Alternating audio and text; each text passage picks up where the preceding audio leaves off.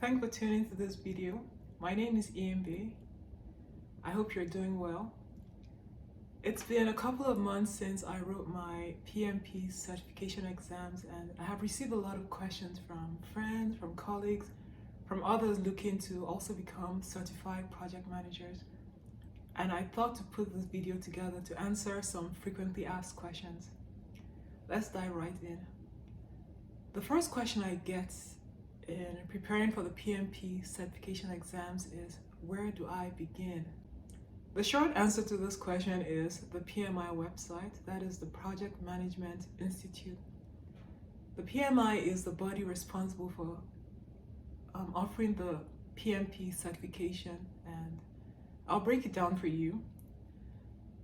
Firstly, you must understand that there are several certifications offered by the PMI, and you must find out if the PMP certification is the best fit for you. Now, what is the basic requirement? This certification applies to anyone who helps bring a project to completion, irrespective of your job title. Some of us find ourselves as accidental project managers. Maybe you don't work in a PMO, but by nature of your job, you find yourself leading projects. There are two scenarios. Firstly, you must have a 4-year degree, 36 months leading projects. It's important to note that this is not just you being a part of the project team, this is you actually leading those projects. And then 35 hours of project management training or education. This is commonly referred to as contact hours. If you don't have the 35 contact hours and you have a CAPM certification, that is Certified Associate in Project Management, this could also replace the 35 contact hours. The second scenario would be for someone who doesn't have a 4-year degree but is looking to get certified. If you have a high school diploma or an associate's degree, you must have 60 months leading projects. Note, this is different from the 36 months required of someone who has a 4-year degree. You must also have your 35 hours or CAPM. If you don't meet any of the criteria above, I would advise that you consider sitting for the CAPM exam. This is less demanding in terms of the requirements, and you could build up on your experience from here and prepare to take the PMP in the future. The next question is, how do I apply to take the exam? Again, back to the PMI website, but I'll break it down for you. Firstly, you must validate your experience. Remember, we mentioned the number of contact hours that you must fulfill, as well as your degree, as well as months of leading projects. You have to validate in your application that you have fulfilled this criteria. It's a simple application process, but it's very detailed in that you must fill in the projects and how the time you have spent leading this project accumulates to the requirements of the PMI. I would like to state at this point that project timelines can overlap. In the real world, a lot of us find ourselves leading more than one project per time. But note that if a project timeline overlaps, it's counted as one time. What do I mean? Let's say in the month of January, I led 2 projects simultaneously. I handled project A, I handled project B at the same time. It doesn't count as 2 months leading project, even though there were 2 projects going on. It counts as 1 month. So in your application, simply choose which project you want to talk about, or be careful with the way the timelines overlap to note that if project A runs into project B, whatever that overlapping time is, it's read as one time period. Adding to this, you must be careful in your application to use the terms used in the project management body of knowledge. That is, talking about each stage of a project as the PMI recognizes it. We have different terminologies we use as project managers depending on the industry. In construction, for instance, I may use different terminologies when referring to my projects from what you would use in, let's say, IT. But then it's important when putting your application together that you're talking about how you were a part of the initiating, a part of the planning, a part of monitoring and controlling, a part of executing, a part of closing, and so on. The third question is the fees. How much does it cost to take this exam?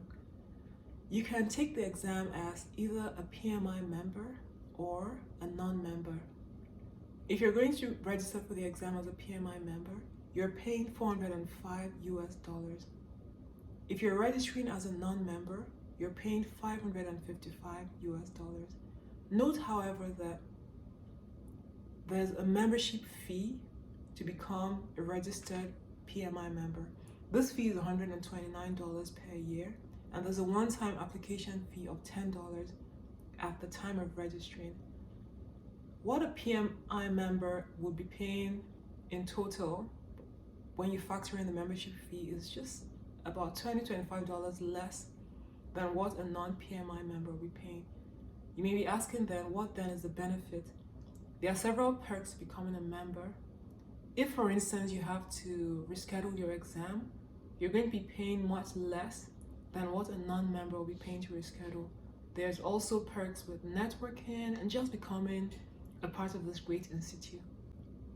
I should also state that this exam fee is different from what you'll be paying to get your 35 contact hours with a registered training provider. And if you choose to attend any preparation classes and so on, you'll be paying whatever those providers ask for.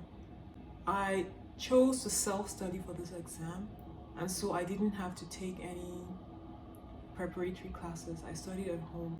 This brings me to the fourth question. Where can I find an accredited, authorized training provider? A Google search would help you with this. There are several providers online. Some offer in-person classes, some offer training videos that you take, and at the end you get a certificate. You can't skip this step, as you need to provide these details when registering for the exam. What you have to do though is do your due diligence. Be sure that this provider is accredited by the PMI.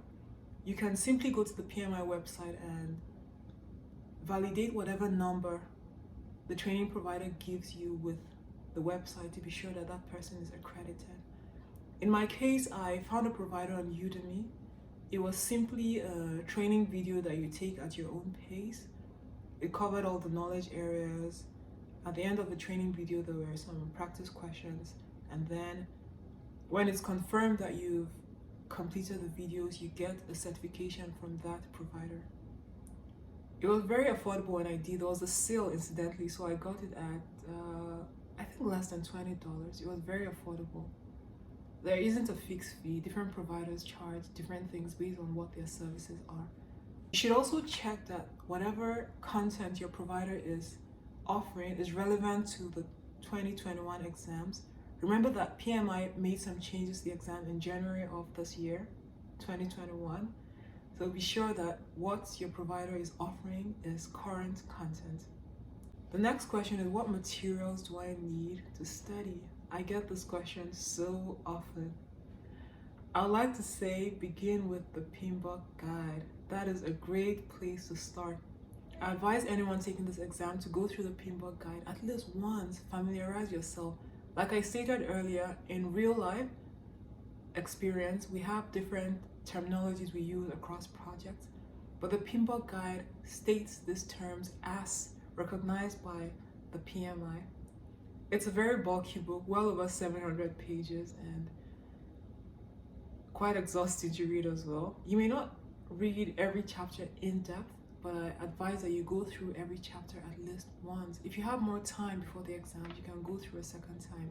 I went through just once, but I made reference from time to time when I was studying. Secondly, you could use a prep book. There are several preparation books out there by different people, but I can't recommend this book enough. The PMP Exam Prep by Rita Mulcahy. I have no affiliation whatsoever with this book, with the website, but it was such a great resource. You can find the prep book at rmcls.com. That is the website. They have several prep materials and in different languages as well, which is fantastic. But I simply used the PMP prep book. This book was so instrumental to help me pass this exam. It felt like someone sat with me and was talking with me, conversing with me about the exam. It put it in very practical terms. The book has a section I really like called The Tricks of a Trade. For every chapter you study, there are very practical scenario-based questions you can take. It was such a good book for me. The next resource I'll refer to are sample questions. You find a ton of these online. Google search, you will find so many sample questions. There are also some paid simulation questions. I didn't take any of the paid ones. I just took some free questions. It's important to discern which questions are actually relevant. I can't exactly tell you use this and don't use that, but what I know from my time studying was you get to a point in your study where you can tell which questions are actually relevant and which questions are just, meh. When I registered with the PMI to take my exam, I also had access to 200 sample questions. In my opinion, these were the questions that were closest to what I saw in the actual exam. So after you register, I advise you go through this question once or twice, or however long it takes you to get comfortable with scoring a decent percentage. The last resource I'll mention is YouTube. YouTube is an amazing place to get knowledge. There are several YouTube videos out there. I didn't watch too many. I don't believe in bamboozling yourself with information. I believe in going for what's relevant. I'll recommend the YouTube videos by Aileen Illis. I am not sure I'm pronouncing her name properly, but I'll put a link to her YouTube channel. Her videos are short, most of them under 10 minutes. They are clear, they are concise. In my opinion, you know you're ready for the exam when you start to get about 80% correct in your preparation questions. I advise that you go for prep questions that are about 100 or 200 in length and aim to get 75 to 80% in the more difficult ones. When I wrote the exam, there were 200 questions. At the moment, it's 180. If you can even simulate this environment in your home, take those questions straight without taking a break, or maybe take one break. Give yourself a period of about 2-3 hours to take those exams. I didn't have the luxury of doing that, but I think that would be very useful. The next question is also one that has a very subjective answer. Is it a tough exam? Interesting. I believe how tough it is depends on your level of preparedness. I wrote the exam at the same period as my husband, and I'm sure if you ask both of us, we studied similar materials. We studied within the same time frame, but I'm sure if you ask each of us, we would have different answers to that question.